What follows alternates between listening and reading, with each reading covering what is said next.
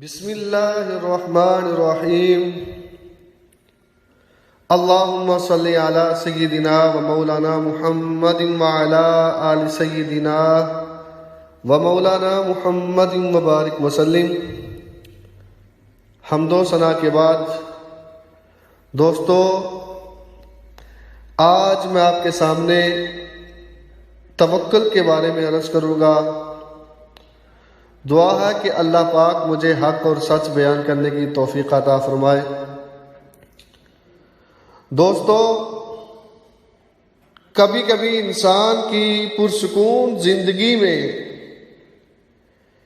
ایک ایسا لمحہ بھی آتا ہے جو اسے اندر تک جھنجھوڑ دیتا ہے۔ انسان خود کو ایک ایسے مقام پر کھڑا ہوا پاتا ہے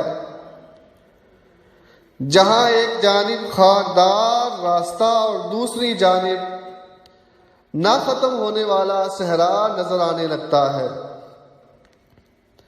یوں سمجھیے کہ انسان کو اس وقت آگے کنواں اور پیچھے کھائی نظر آتی ہے۔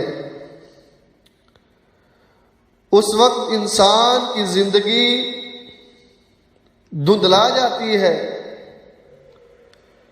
اور وہ انسان سمجھ نہیں پاتا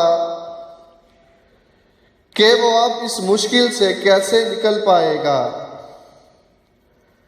بہت ہاتھ پاؤں مارنے کے بعد انسان نا امید سا ہونے لگتا ہے، تو اس وقت غائب سے آواز آتی ہے، لا تقنطوا من رحمت اللہ۔ اے انسان، تو اپنی رب کی رحمت سے کیوں نا امید ہو رہا ہے؟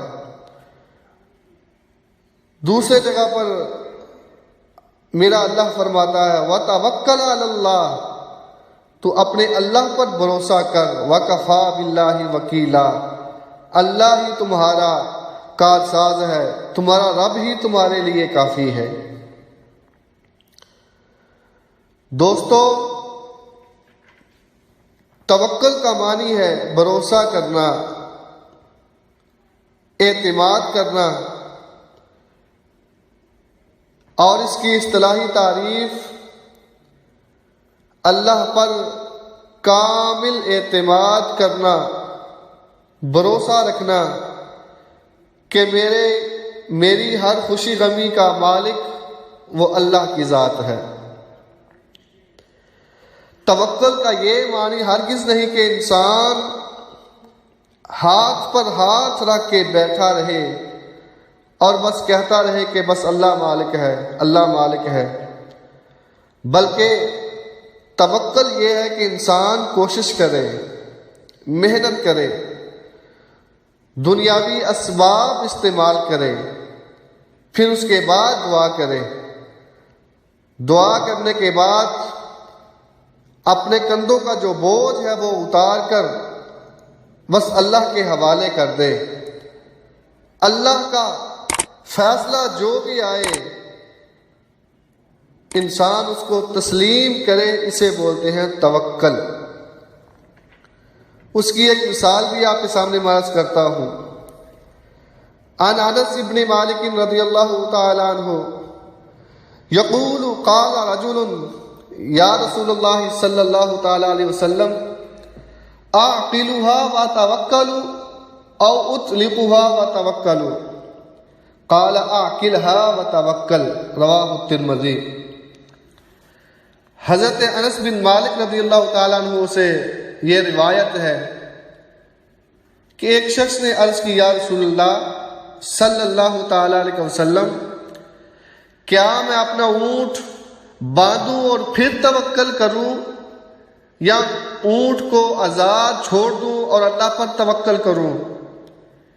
میرے کریم آقا صلی اللہ تعالی علیہ وسلم آپ نے ارشاد فرمایا، عاقلھا وتوکل، پہلے اونٹ کو باندھو پھر اللہ پر توکل کرو۔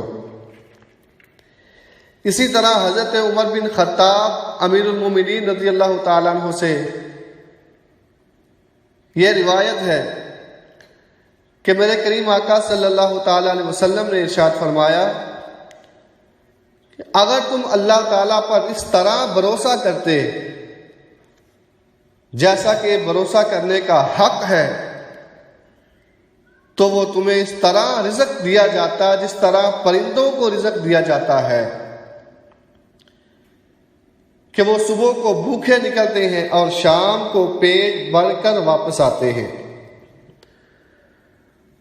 تو عزیزان محترم، جب انسان اللہ پر توکل کر کے ہر مصیبت پر صبر کر کے سب کچھ اسی پر چھوڑ دیتا ہے تو پھر اللہ تعالیٰ اس کی غائبانہ امداد فرماتا ہے۔